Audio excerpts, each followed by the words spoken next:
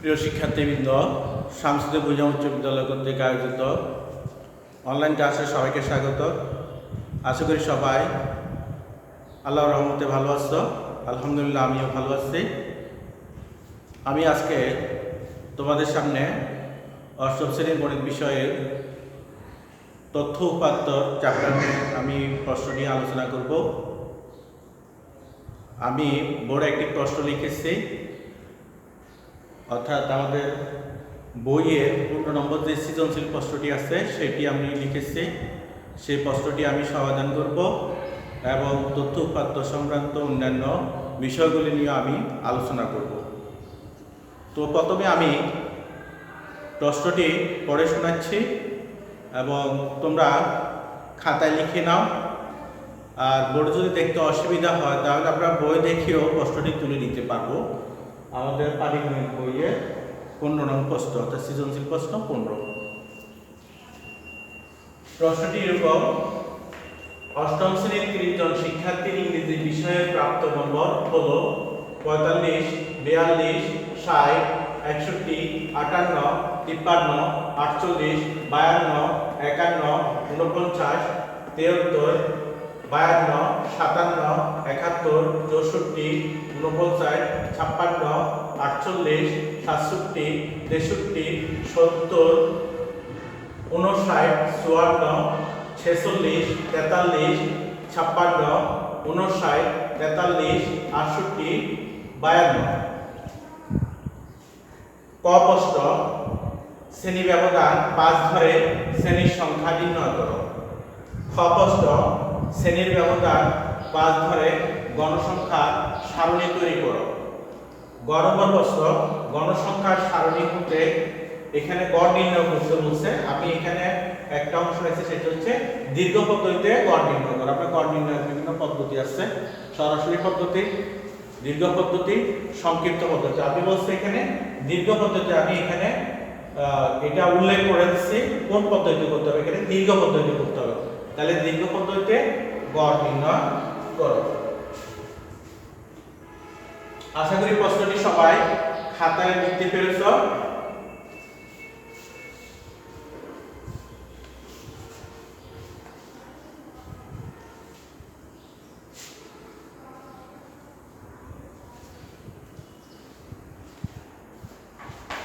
প্রথমে আসি আমরা তথ্য ও উপাত্ত নিয়ে আমরা প্রথমে আলোচনা করব।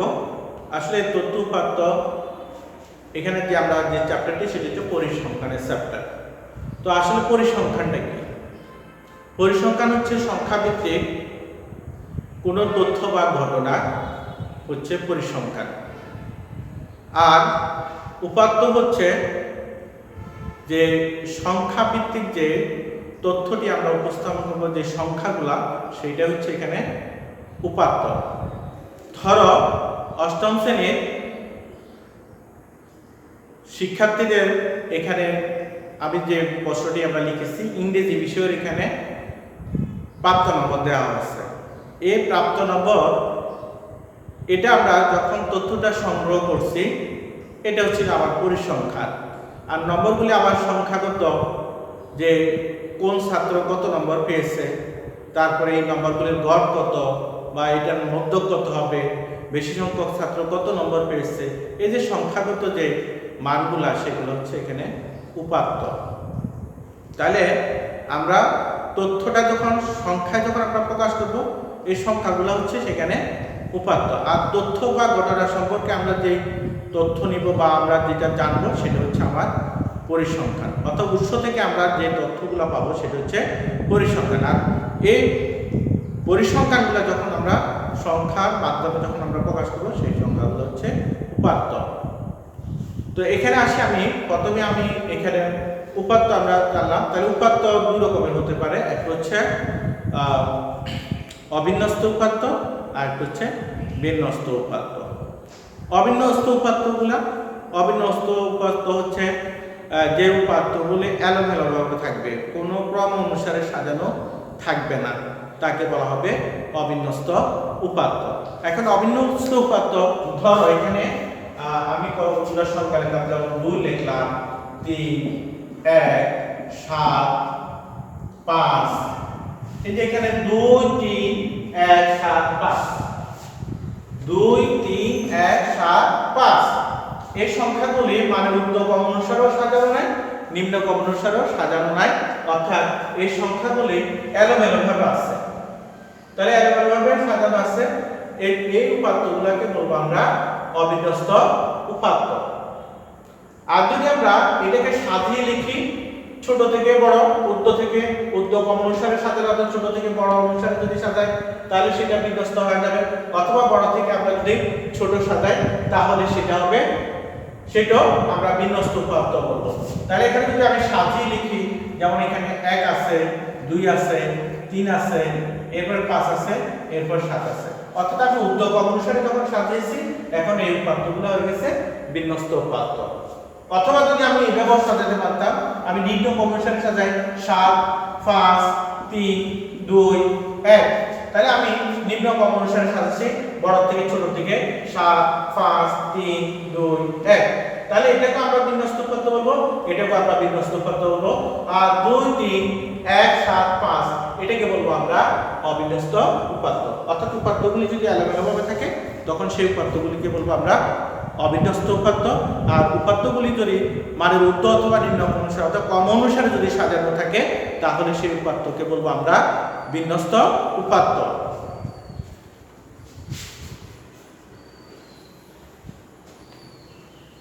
এবার আসি আমরা উপাত্তগুলোর মধ্যে আমি এখানে অনেকগুলো সংখ্যা লিখলাম 2 3 1 7 5 তো এই সংখ্যাগুলোর মধ্যে আমি যদি পরিসর নির্ণয় করি এখানে পরিসর কত পরিসর যদি নির্ণয় করতে হয় তাহলে আমার সর্বোচ্চ উপাত্ত এবং সর্বনিম্ন উপাত্ত এই দুটোকে আমার চিহ্নিত করতে হবে তাহলে পরিসর সমান হবে কত আমার পরিসর সমান হবে আমার সর্বোচ্চ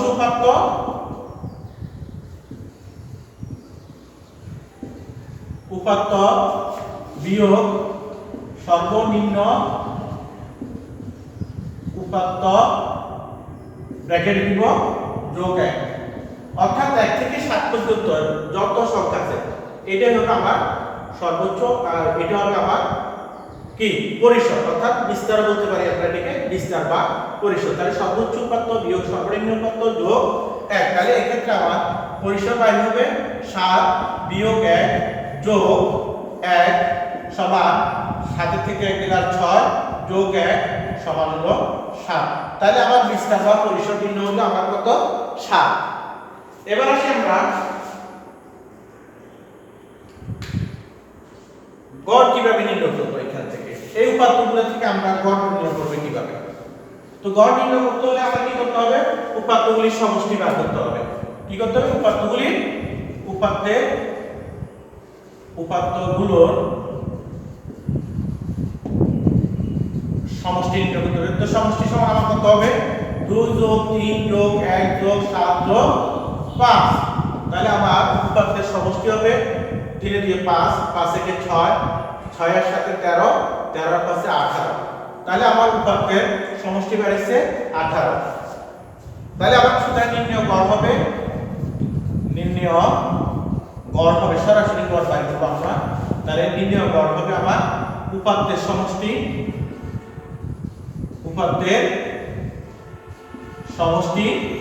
ভাই উপাত্তের সংখ্যা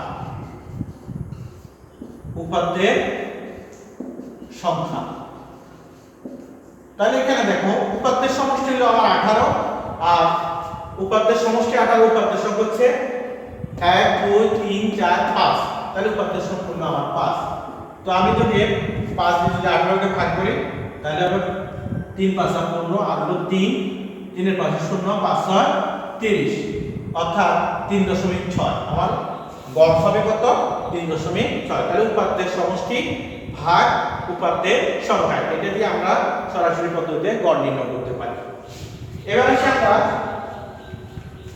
সরাসরি পদ্ধতিতে আমরা মধ্যক কিভাবে নির্ণয় করব সরাসরি পদ্ধতিতে মধ্যক নির্ণয় করব তাহলে এখানে সরাসরি পদ্ধতিতে যদি আমি মধ্যক নির্ণয় করি তাহলে আমার উপাত্তগুলোকে প্রথমে সাজাতে হবে কিভাবে অর্থাৎ বিন্যস্ত করতে হবে তাহলে উপাত্তগুলোকে আমি মানে ঊর্ধ্বক্রম অনুসারে সাজিয়ে পাই আমি লিখব মানে ঊর্ধ্বক্রম অনুসারে অনুসারে সাজাবো। তাহলে উদ্যোগ অনুসারে সাজালে পাবে করতে হবে 1 2 3 5 7। আমি উদ্যোগ অনুসারে সাজালাম।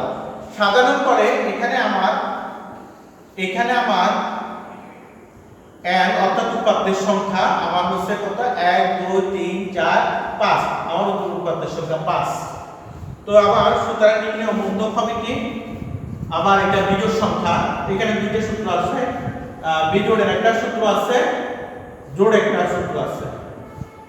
এটা বিজোড় সংখ্যা বা আসলে কি সংখ্যা, বিজোড় সংখ্যা। তাহলে বিজোড় হলে একটা সূত্র আমি পরে জোড় সংখ্যা দিয়ে দেখাবো। নির্ণয় মধ্যক সমান হবে, তাহলে নির্ণয় মধ্যক হবে আমার n প্লাস 1 অর্থাৎ n যোগ 1 বাই 2 তম, এখানে আমরা তম পদ লিখব, তম পদ। তাহলে আমার n এর মান হচ্ছে কত, n এর মান হচ্ছে আমার 5 যোগ 1 ভাগ 2 তম পদ। তাহলে দুই ভাগের 6 তম পদ। তাহলে আমার দুই ভাগের 6 তম হলে তাহলে কি হবে 3 তম পদ। তাহলে 3 তম মানে কি 3 নম্বর পদ। তাহলে আমি 3 নম্বর পদ কোনটা হবে, তাহলে 1 2 3 নম্বর পদ এটা। আমি এই দিক থেকে যদি করি তাহলে আমার 3 নম্বর পদ হলো আমার কত 3। তাহলে 3 তম পদ হলো আমার কত 3। 3 তম পদ আমি পাইছি কত এখানে 3। দেখো এখানে 1 2 3। তাহলে 3 তম পদ হচ্ছে আমার 3। সুতরাং আমার নির্ণয় মধ্যক হচ্ছে 3। ধরো এখানে আমি আরো একটা সংখ্যা যোগ করে দিলাম। ধরো এখানে আমি আরো 2 যোগ করে দিলাম। আরো একটা সংখ্যা 2 দিলাম। কত দিলাম 2 দিলাম। তাহলে আমি সাজালে কি হবে, আমার এখানে উদ্যোগ অনুসারে যদি আমি সাজাই তাহলে কি হবে, আমার উদ্যোগ অনুসারে সাজানোর পরে আমার হবে 1 2 দুইটা, তাহলে 2 2 3 3 5 7। তাহলে আমি উদ্যোগ অনুসারে সাজিয়ে পেয়েছি কত, অর্থাৎ বিন্যস্ত করে নিলাম 1 2 2 3 5 7। তাহলে এখানে আমার n এর মান হচ্ছে 6। n এর মান হচ্ছে 6। সুতরাং এটা হয়ে গেল আমার কি সংখ্যা, এটা জোড় সংখ্যা। এটা কি হয়ে গেছে জোড় সংখ্যা। এখন আমাদের n এর মান যদি জোড় হয় সেই ক্ষেত্রে একটা সূত্র আছে, n এর মানের জোড়ের সূত্র। তাহলে জোড়ের সূত্রটা আমরা লিখি এখানে, নির্ণয় মধ্যক সমান নির্ণয় মধ্যক সমান, আমরা 8টা মূল অনুমান করি, n বাই 2 তম পদ যোগ n বাই 2 প্লাস 1 তম পদ ভাগ 2। তো এখন দেখো এখানে আমার n এর মান আমি বের করেছি, n এর মান হলো আমার কত 6। তাহলে 2 ভাগের 6 তম পদ যোগ n এর মান হচ্ছে আমার 6, নিচে 2 যোগ 1 তম পদ ভাগ কত 2।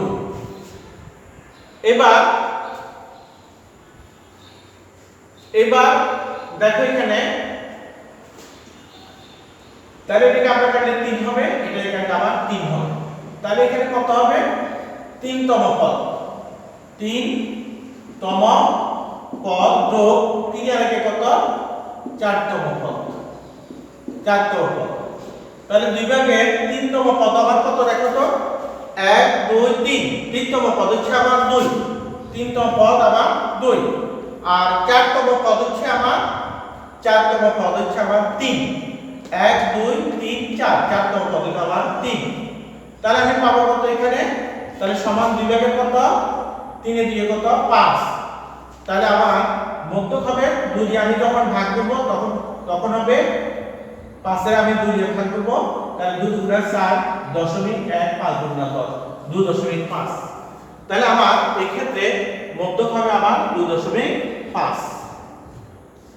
আমরা তোমরা সরাসরি পদ্ধতিতে আপনার জোড় যদি উপাত্তের সংখ্যা থেকে আমরা নির্ণয় করতে পারবো, বিজোড় উপাত্তের সংখ্যা বার করে তোমরা নির্ণয় করতে পারবে। এবার আসি আমরা প্রসরক কিভাবে নির্ণয় করব। তো প্রসরক নির্ণয় করতে হলে আমার কি করতে হবে, উপাত্তগুলো আমি পর্যবেক্ষণ করব, দেখব কোন উপাত্তটি একাধিক বার আছে, কোন উপাত্তটি এখানে একাধিক বার আছে। তো এখানে যে উপাত্তটি একাধিকবার বলতে এখানে বেশিবার, যেটা সর্বোচ্চ বার থাকবে সেটাই হবে প্রচুরক। তাহলে আমরা এইভাবে লিখব উপাত্তগুলো পর্যবেক্ষণ করলে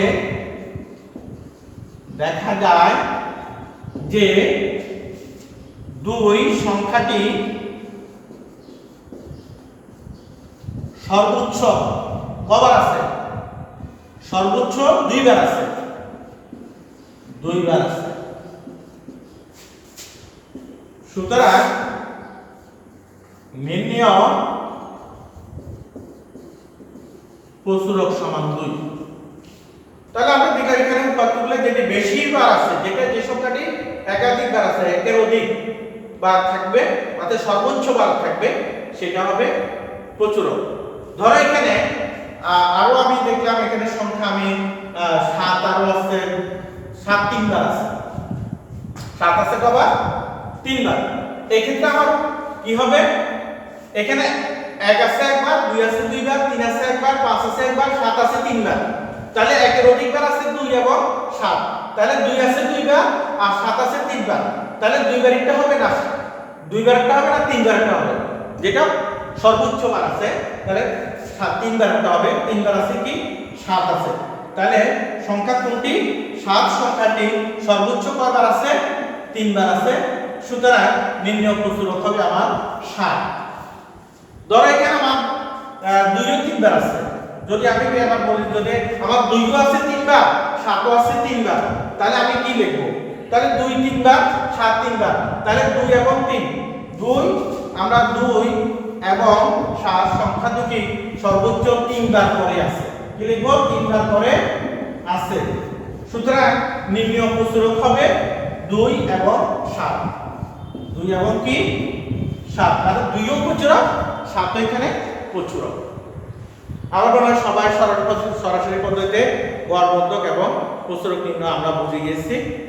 এরপরে আমরা শ্রেণীর সংখ্যা নির্ণয়, তারপরে শ্রেণীর ব্যক্তি নির্ণয়, এগুলো নিয়ে আলোচনা করব। শ্রেণীর সংখ্যা নির্ণয় আমার প্রশ্নই আছে, এখানে শ্রেণীর সংখ্যা নির্ণয় আছে। তো শ্রেণীর সংখ্যা নির্ণয় আমার যে সৃজনশীল প্রশ্নটা আমি উল্লেখ করছি সেখানে আছে। সুতরাং আমি সেখান থেকে শ্রেণীর সংখ্যা নির্ণয় করে তোমাদেরকে দেখাবো। তাহলে ক নম্বর প্রশ্নটি আছে কি? আমরা একটু প্রশ্নটা লক্ষ্য করি। এবার আমরা সৃজনশীল প্রশ্নটা দেখি।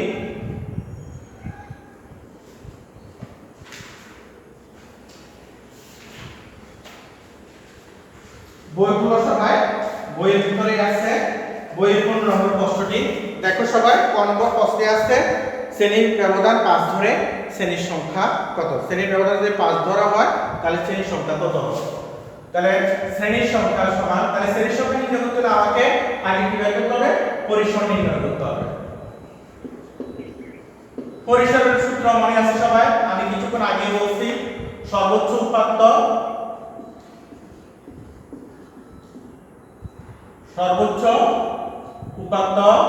বিয়োগ সর্বনিম্ন উপাত্ত ব্র্যাকেট দিব যোগ 1। তো এখানে দেখো সর্বোচ্চ উপাত্ত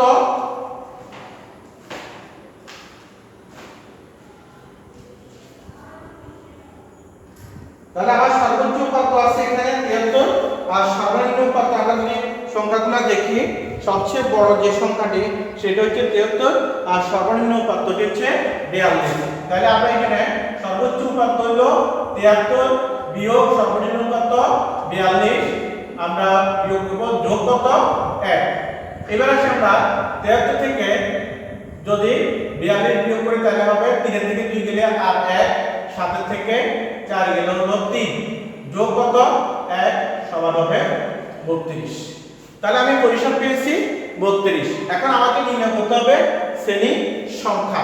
তাহলে শ্রেণীর সংখ্যা সমান, সুতরাং শ্রেণীর সংখ্যা সমান পরিসর বা বিস্তার, আমরা যেটা লিখি পরিসর বাই শ্রেণীর ব্যবধান। শ্রেণীর ব্যবধান, তো শ্রেণীর ব্যবধান, তাহলে পরিসর হচ্ছে পরিসর হচ্ছে আমার 32 আর শ্রেণীর ব্যবধান হচ্ছে আমার 5। বলছে 5 শ্রেণী ব্যবধান ধরে আমাকে শ্রেণীর সংখ্যা নির্ণয় করতে বলছে। তাহলে এখন আমি যদি 32 কে 5 দিয়ে ভাগ করি তাহলে আমার ভাগফল হবে 530 6.820 4 5 20। এখন দেখো এই সংখ্যাটা এখানে কি আছে, ভগ্নাংশ আছে, অর্থাৎ দশমিকের পরে আমার আরো সংখ্যা আছে। তাহলে আমি পরবর্তী সংখ্যা যদি পূর্ণ সংখ্যায় রূপান্তর করি তাহলে পরবর্তী সংখ্যাটি হবে 7, অর্থাৎ পরবর্তী পূর্ণ সংখ্যায় রূপান্তর। আমি এখানে কি করলাম, 7 কি করছি, পরবর্তী পূর্ণ সংখ্যায় রূপান্তর করলাম। তাহলে আমার শ্রেণীর সংখ্যা হবে কয়টি, 7টি। অর্থাৎ আমাকে দশমিকের পরে যদি কোনো ভগ্নাংশ থেকে যায়, 6 দশমিকটা যদি আমার একও থাকে তাহলে আমার পরবর্তী পূর্ণ সংখ্যায় রূপান্তর করব। 6.001 যদি হয় তাহলে আমাকে পরবর্তী পূর্ণ সংখ্যায় রূপান্তর করতে হবে। তাহলে আমার শ্রেণীর সংখ্যা নির্ণয়ের ক্ষেত্রে আমাকে পরবর্তী পূর্ণ সংখ্যায় রূপান্তর করতে হবে। অর্থাৎ 6.4 আছে, তাহলে আমার পরবর্তী সংখ্যা যদি আমি পূর্ণ সংখ্যায় রূপান্তর করি তাহলে 6.4 কে আমরা কি লিখব, 7 কে লিখব। অর্থাৎ আমার শ্রেণীর সংখ্যা হবে 7টি। তো একইভাবে যদি আমি শ্রেণীর সংখ্যা এখানে বাইর করতে বলছি, যদি বলতো যে শ্রেণীর ব্যবধান নির্ণয় করো, ধরো আমাকে বললো শ্রেণী ব্যক্তি 5 ধরে, শ্রেণী ব্যক্তি বা শ্রেণীর ব্যবধান 5 ধরে